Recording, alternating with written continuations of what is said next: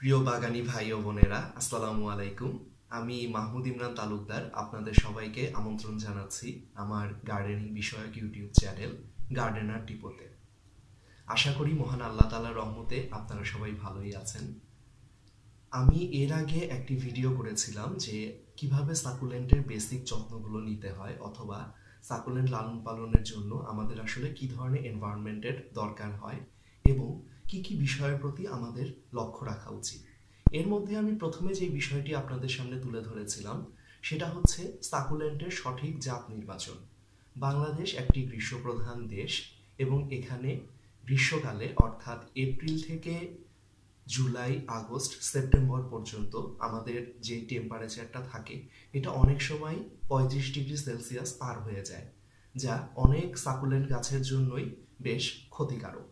কিন্তু এমন কিছু সাকুলেন্ট রয়েছে যেগুলো মেইনলি ডেজার্ট থেকে জন্ম হয়েছে, অথবা খুবই গরম কোনো দেশ বা গরম কোনো এনভায়রনমেন্ট, সেখানে এদের আদি নিবাস।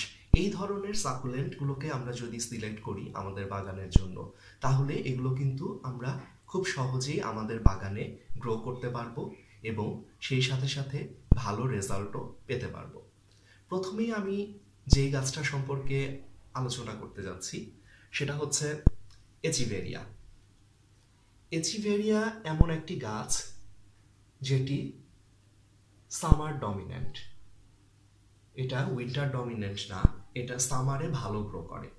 আমি যখন এই গাছটিকে কিনেছিলাম তখন ডিসেম্বর মাস, এবং সেই সময় এর সাইজ ছিল 2 ইঞ্চি।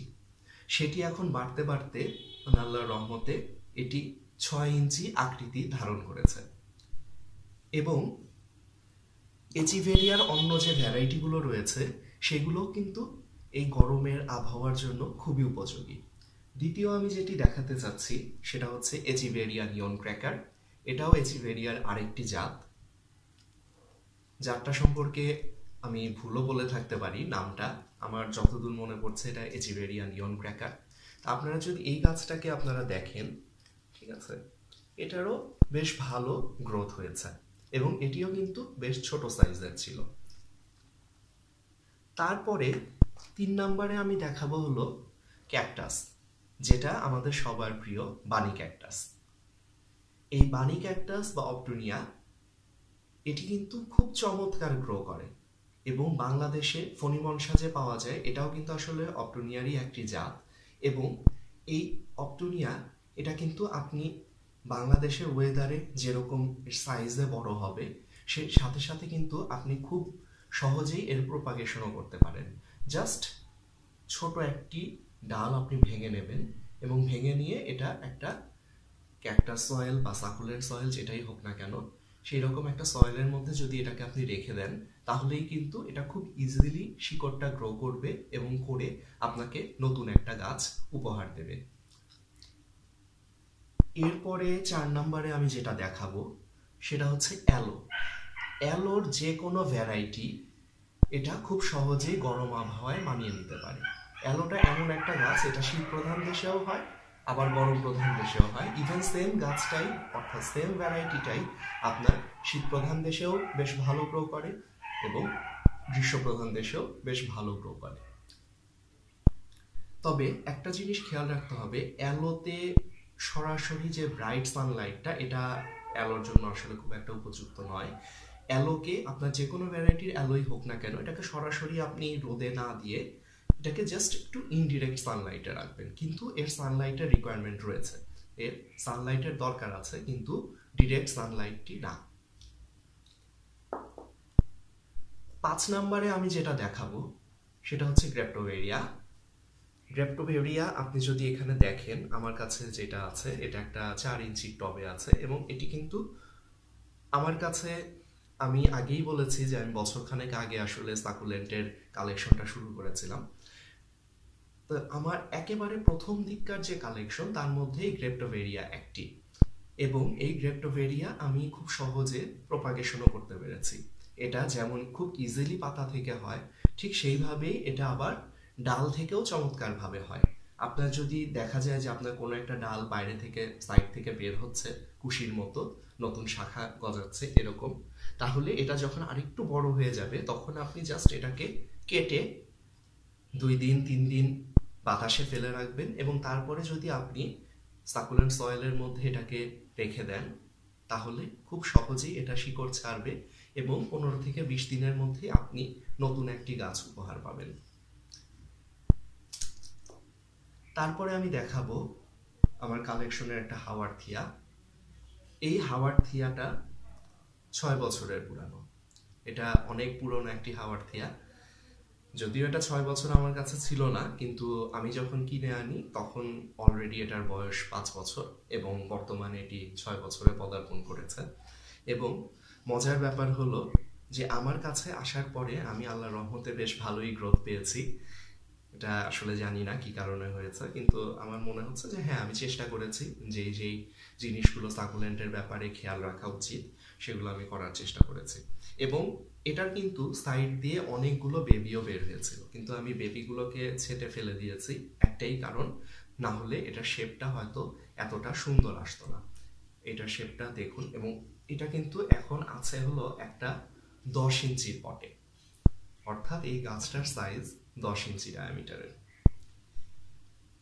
হাওয়ার্থিয়ার ক্ষেত্রেও অ্যালোর মতো একটাই সাবধানতা যে এটাকে ইনডিরেক্ট সানলাইটে রাখতে হবে। এটাকে আমরা ডিরেক্ট সানলাইটে দিতে পারবো না, এবং এটা অনেক ক্ষেত্রে ইনডোরেও হাওয়ার্থিয়া করা সম্ভব। হাওয়ার্থিয়া আপনি যেখানে রাখবেন সেই জায়গাটায় চেষ্টা করবেন যেন সরাসরি সানলাইটটা না পড়ে, এবং পড়লেও সেই জায়গাটাকে আপনি শেড দিয়ে রাখবেন। অথবা বারান্দায় যদি আপনি সাকুলেন্টটাকে রাখেন, এই হাওয়ার্থিয়াটাকে, তাহলে অবশ্যই চেষ্টা করবেন একেবারে ভেতরের দিকে রাখতে, যাতে সে বাতাস পায় কিন্তু সেইভাবে যেন সানলাইটটা ডিরেক্টলি এর উপরে না পড়ে। এরপরে আমাদের খুব কমন একটা গাছ, সেটা হচ্ছে সেডাম। এই ব্রাউন সেডামটা এটা যখন খুব ভালো সানলাইট পায়, আমার কাছে ওরকম সানলাইট আসলে পাচ্ছে না এবং খুব হালকা হালকা এসেছে, আমি জানি না ক্যামেরার মধ্যে অত ভালো বোঝা যাচ্ছে কিনা, কিন্তু এটার সাইড দিয়ে যে ব্রাউন একটা শেড আসার কথা সেটা অলরেডি আসছে, এবং এটাকে আমি এখন ফুল সানে রাখছি। এটা কিছুটা লেগিয়ংস তো দেখা যাচ্ছে এখান দিয়ে যে এগুলো বেড়ে বেড়ে যাচ্ছে। এটার একটাই কারণ যে সানলাইটটা কম হয়েছিল। সেডামটা প্রচন্ড সানলাইট পছন্দ করে, এটাকে আপনি ডিরেক্ট সানলাইটে রাখতে পারেন, তবে খেয়াল রাখতে হবে যদি দেখেন যে এর কোনো পাতার বাইরের অংশ, কোনাগুলো বা আগাগুলো, এগুলো যদি বার্নের সাইন আপনি দেখতে পান, তাহলে আপনি একটু কষ্ট করে আরেকটু সাইডে সরিয়ে রেখে দেবেন। কিন্তু এটার সানলাইটের প্রয়োজন রয়েছে, এবং যত ভালো এটা সানলাইট পাবে এটা তত সুন্দর কালার আপনাকে দেবে। তারপর যেটা, এটা হচ্ছে ব্লু চপস্টিক। ব্লু চপস্টিকটা এমন একটা গাছ, এই গাছটাকে আপনি রোদ বৃষ্টি যেখানেই রাখুন না কেন সে খুব ভালোভাবে গ্রো করবে। আমার এটার বয়স প্রায় 7-8 মাস হবে, এবং এটাকেও আমি খুব ছোট অবস্থাতে কিনে এনেছিলাম। তখন শীতকাল ছিল, এবং শীতকালের পরে এখন এটা যখন গরমের ভাঁজটা পাচ্ছে এখন ওয়েদার থেকে, সে কিন্তু খুব সুন্দর তার গ্রো দেখাচ্ছে সামনে এই টিপসগুলোতে। এটাকে আপনি বাইরে, ছাদে, বারান্দায় যেখানে খুশি সেখানে রাখতে পারেন, এবং এটা কিন্তু প্রচুর পরিমাণে এটার পানি লাগে, এবং সেই সাথে সাথে প্রচুর পরিমাণ সানলাইটেরও প্রয়োজন আছে। তারপরে যেটা, সেটা আমাদের খুব কমন একটা প্ল্যান্ট, এটা আমাদের দেশে অনেক আগের থেকেই বেশ জনপ্রিয়, সেটা হচ্ছে জেট প্ল্যান্ট। এই পর্তুলাকারিয়া আফরা এটাকে বলা হয়, পর্তুলাকারিয়া আফরা। এইটা আমার কাছে যেটা আছে সেটা ভেরিগেটেডটা হলে একটু সানলাইট একটু কম লাগে, কিন্তু আপনার যদি ডার্ক গ্রিন যেটা আমরা খুব সহজেই সচরাচর পাই সেটা যদি হয়, তাহলে এটা ফুল সানলাইট পছন্দ করে, এবং এটা রোদ বৃষ্টি যাই হোক না কেন। তবে খেয়াল রাখতে হবে সবগুলো সাকুলেন্টের ক্ষেত্রেই যে পানি তার কম লাগুক বা বেশি লাগুক, সেটা যেটাই তার রিকোয়ারমেন্ট হোক না কেন, আপনাকে খেয়াল রাখতে হবে যে এর ভেতরে কোনোভাবেই যেন পানিটা জমে না থাকে। দেখুন আমার এখানে যেটা একেবারেই শুকনো ঝরঝরে মাটি, এটাতে আমি যখন পানি দিই এটা খুব ইজিলি বের হয়ে যায়।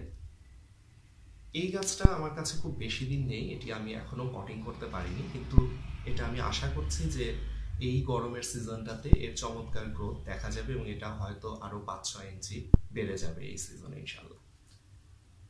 সবার শেষে 10 নম্বরে যে গাছটা আমি দেখাবো সেটা দেখতে খুব সুন্দর, সেম্পারভিয়াম। এই সেম্পারভিয়াম প্রজাতির যতগুলো গাছই আছে, সেম্পারভিয়াম সামার ডমিনেন্ট, অর্থাৎ এটা সামারে খুব ভালো গ্রো করে। আপনি যদি দেখেন এটার সাইডের যে অংশগুলো আছে এগুলোতে, এই টিপসগুলোতে কিন্তু ব্রাউন ব্রাউন শেড দেখা যাচ্ছে। এটার কারণ হচ্ছে এটা সানলাইট পাচ্ছে। যখন সানলাইট সে পাবে তখন সেই টিপসের অংশগুলোকে সে ব্রাউন কালার দেখাবে। এটা কিন্তু বার্নিং সাইন না, এটা হচ্ছে তার স্ট্রেসের ফলে তার মধ্যে যে কালারটা আসছে সেটা। এখন আমি এর আগে আপনাদেরকে বারবারই বলেছি যে গাছ সবসময় মাটির টবে ব্যবহার করতে, কিন্তু আমার কাছে আপনারা দেখতে পাচ্ছেন যে একটা প্লাস্টিকের টবে আছে।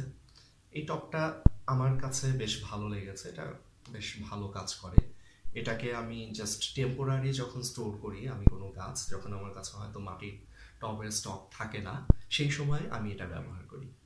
এবং এটাতে আপনারা যদি দেখেন এটার নিচের অংশে বেশ ভালো পরিমাণে ছিদ্র রয়েছে এবং এটাকে কিন্তু আমি জাস্ট ভেতরে একটা খবরের কাগজের লেয়ার দিয়ে এর উপরে আমি মাটিগুলো দিয়েছি এবং তারপরে গাছটা রোপণ করেছি। এটার একটাই কারণ যে আমরা যে ধরনের সাকুলেন্ট সয়েলটা ইউজ করি সেটা কিন্তু খুব ইজিলি বের হয়ে যেতে পারে এই ছিদ্রগুলো দিয়ে, সেই জন্য আমি খবরের কাগজটা ব্যবহার করেছি এবং এর মাধ্যমে কিন্তু আপনার পানিটা সহজে বের হয়ে যাবে কিন্তু মাটিগুলো বের হবে না।